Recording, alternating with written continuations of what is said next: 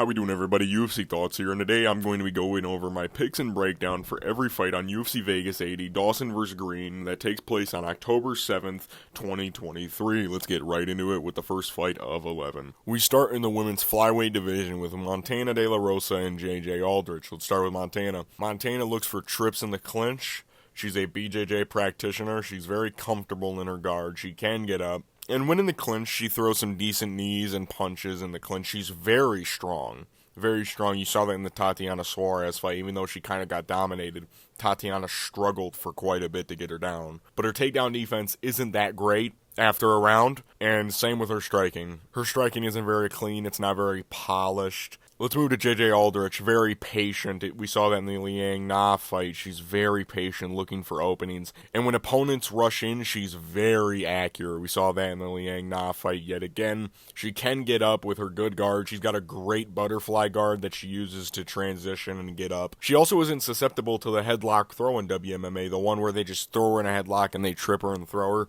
She's not susceptible to that. She avoided that like 5 times in her last fight. Great transitions, good ground and pound when in dominant positions. A problem I saw with JJ Aldrich is that she can give up her back sometimes. If she denies a takedown, she'll sometimes just fall to her knees and give up her back. Bit of an issue. My pick for this fight is going to be JJ Aldrich by unanimous decision, 30-27. I think JJ's going to do better in the striking exchanges. And I think she's going to eventually win off of just pressure and Montana De La Rosa not being able to keep up. We go to the bantamweight division with Arichi Long and Johnny Munoz Jr. Let's start with Arichi Long. Arichi Long, destructive power on the feet with counters and specialty moves. He'll throw a flying knee every now and then, but he has great counters with like his left hook.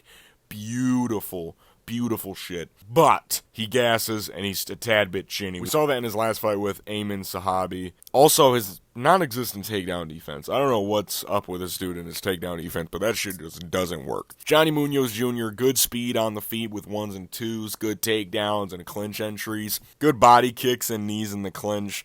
But he gets pressured and is way too comfortable in his guard. Whenever Johnny's on his back, he loves to lock his legs together to hold them in his guard. I don't know why the fuck he does that. It wastes so much leg energy. I'm going to pick Johnny Munoz Jr. by unanimous decision, 29-28. I think Arichi Long is going to win the first round, but after that, I think Johnny Munoz is going to win the second and third round with just takedowns. Arichi Long's takedown defense is dog shit, and Johnny Munoz gets very low. So Arichi Long is not going to be able to defend these takedowns. I think Johnny's just going to take advantage of that. We go to women's strawweight with Vanessa Demopoulos versus Kanako Murata. Let's start with Vanessa. Insane Brazilian jiu-jitsu, looks for arms whenever she can. She's very good off her back with BJJ. I think I've picked against her a lot, and every time that I've picked against her, she's just kind of found a will to fucking find an arm. She was also a stripper. That's probably what she's mostly known for, and jumping in her post-fight interviews in the interviewer's arms, which got DC in trouble one time.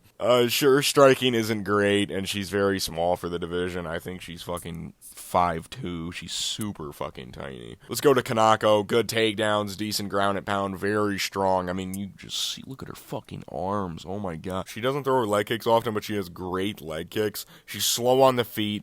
She gets pressured very easily, and her gas tank isn't insanely great. This fight is going to be a fucking gummy bear fight. I think I'm going to pick Kanako Murata. I'll go with fucking second round TKO with ground and pound. I just don't really want to see Vanessa do the jump thing again. It's just not funny. We go to the men's flyweight division with Nate Maness and Matias Mendoza. Let's start with Nate. Nate Maness has slick 1s and 2s, especially his jab. His jab is very clean, quick and powerful. Looks for submission. Whenever he denies a takedown and his opponent leaves their neck open, he immediately tries to shoot for a darce. His takedown defense isn't great, but his get-ups are getting better. He's able to get up. We saw that in the Umar fight. He also leaves some openings. In the Tony Gravely fight, he was against the cage and he just kind of got clipped hard as shit. He kind of slows down too. Let's go to Matias. Devastating power on the feet with 1s and 2s. Leg kicks, also a beautiful right hook. Watch out for the right hook! Traditional Brazilian with BJJ. His takedowns are pretty decent. He took Javid Basharat down, which was kind of fucking wild. His takedown defense isn't, great. Of course, he got Javid Basharat in his debut and he fucking gassed. I think I'm going to pick Matias Mendoza by first round knockout. I think Nate is going to land some good 1s and 2s, maybe shoot a takedown, but I think Matthias is going to land something very big, maybe a feint jab with a right hook, and that'll set Nate down. Call me a seer. We go back to the women's strawweight division with Karolina Kowalkiewicz and Diana Belbita. Let's start with Karolina. She's a veteran. She's been around the UFC for a while, and she's very well-rounded.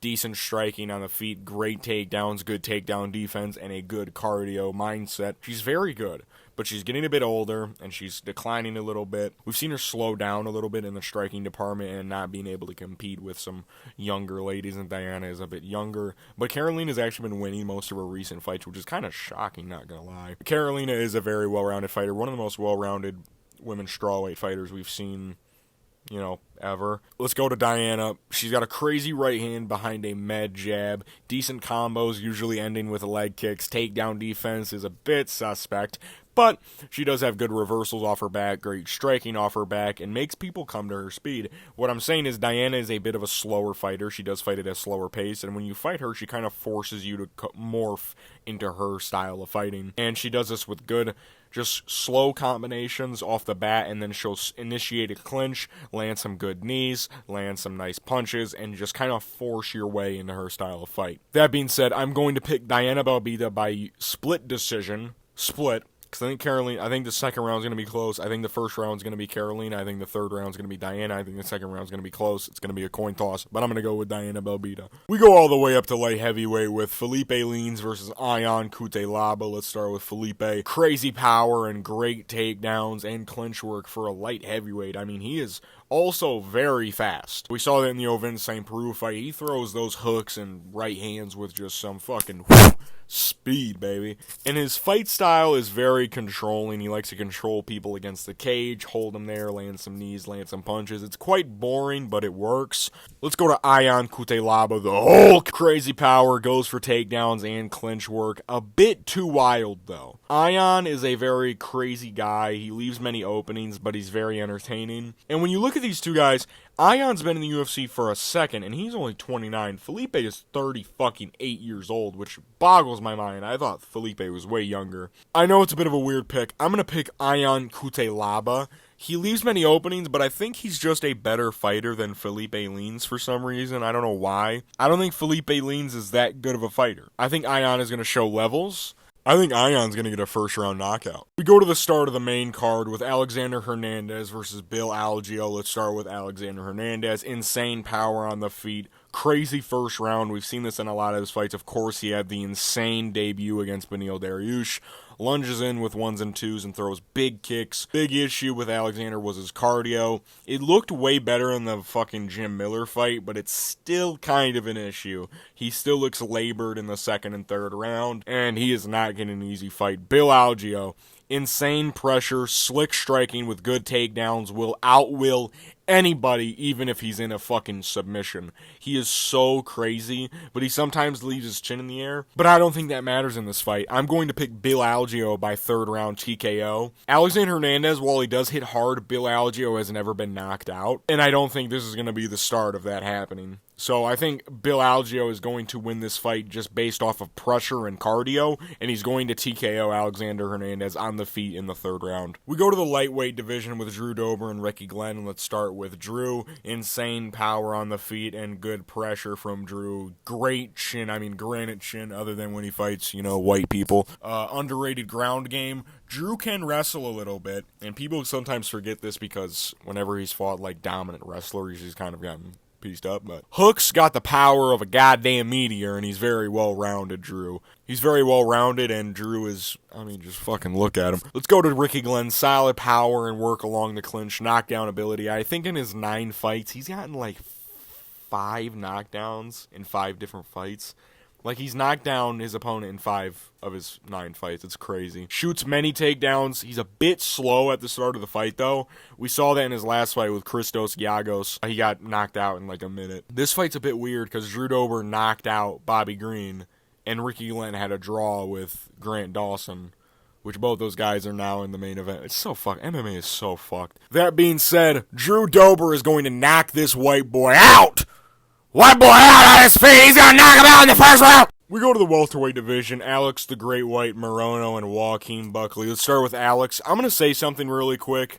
I don't say this about a lot of fighters. I genuinely just don't like Alex Morono. I don't know why. He annoys me. I don't understand why. He's one of the fighters, like, if you ever hate a fighter but you don't know why you hate him, this is my guy. I just don't like him. That being said, he has great striking, and it pisses me off. Decent power, good pressure with great submissions. He's a veteran. He's not that athletic, though.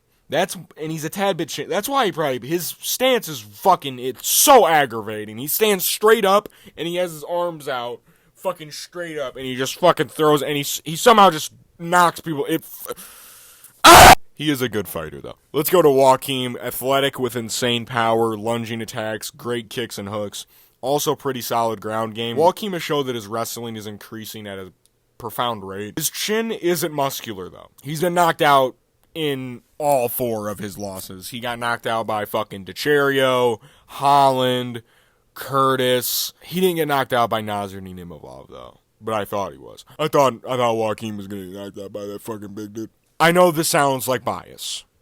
I'm going to pick Joaquin Buckley by second round TKO. I know I just went on a tirade that I hate Alex Morono. Alex Morono can definitely win this fight, and it makes me upset. But I think Joaquin is going to clip Alex Morono with a right hand. Alex is going to stumble, and then a right head kick is going to follow, and Alex Morono is going to be down for the count. We go to the co-main event of the evening with Joe Pfeiffer and Abdul Razak Alhassan. Let's start with Joe. Great stand-up game, good pressure, 1s and 2s with hooks.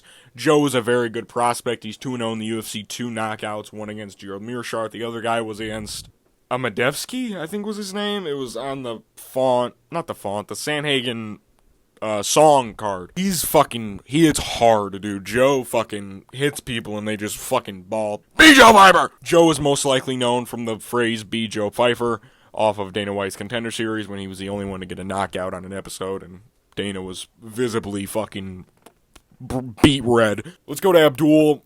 He hits harder than Joe, which is surprising. Abdul is a fucking tank of a human being. He hits so goddamn hard. Might be one of the most powerful strikers ever to be present in the UFC.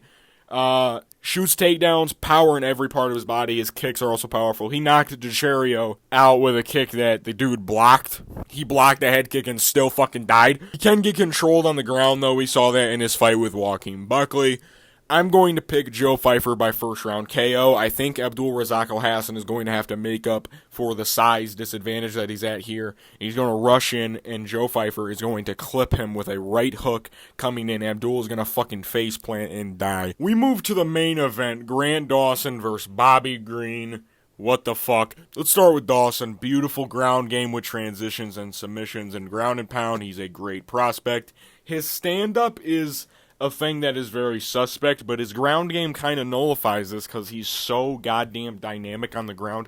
He could fall on his back, end up on top, and finish a fight. I swear to God, no joke, that has actually happened. His cardio has been a big issue in his career, though. We saw that in the Ricky Glenn fight when he was dominating for 2 rounds, and then in the 3rd round, he was like a fucking wet spaghetti noodle and almost lost. He almost got TKO'd. But it looked way better in the Demir Ismagulov fight, where he literally controlled Demir for 3 entire rounds. Grant is the embodiment of a wrestler. Let's go to Bobby. Great stand-up, quick, fast, underrated takedown defense, solid 1s and 2s. He gets in his opponent's head by being like, "You a bitch. You a bitch, bro. You a fucking bitch." Great top game on the ground. He leaves openings sometimes, though, and starts to slow down. This fight makes almost no sense. The fact Bobby Green is getting a top 10 fight is fucking mind-boggling. I want to pick Bobby Green so fucking bad on the off chance that he just knocks out Grant Dawson in the 1st round and fraud checks him, but I'm going to have to pick Grant Dawson by, 3rd round TKO. I think he's going to control Bobby Green for a large majority of the round, even though Bobby Green's takedown defense is very good, and I've said this for a while. I think his takedown defense is very good, other than when he fought Islam Makhachev, of course. I think Grant Dawson is a different type of wrestler than Islam. He goes for more. He is a chain guy. He is not going to stop until you are on the ground. He is like glue to people, and he sticks to them. I don't want to see Bobby Green lose, but it is what it is. I'm UFC Thoughts. These have been my picks and breakdown for every fight on UFC Vegas 80, Dawson vs. Green on October 7th, 2023. My confident picks reside with Bill Algeo, Drew Dober, and in the main event, Grant Dawson. My pre-card rating is going to be a 3 out of 10. This card, no offense, just fucking sucks. I'm not gonna sugarcoat it. It's not that good of a card, but it's fights, so I'm happy. I'll see you guys after the fights. Have a great rest of your day. Peace.